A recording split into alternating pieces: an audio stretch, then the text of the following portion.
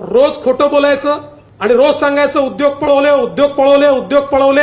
Meanwhile, महाराष्ट्रातील उद्योग गुजरात नंतर मध्य प्रदेशात 50,000 कोटींचा गेल प्रकल्प महाराष्ट्राबाहेर. गेल कंपनीच्या याच प्रकल्पासोबत भारत पेट्रोलियम कॉर्पचाही $6 अब्ज इथेन फेड क्रॅकर प्रकल्पही मध्य प्रदेशच्या बिना रिफायनरी इथं हलवण्यात आलाय.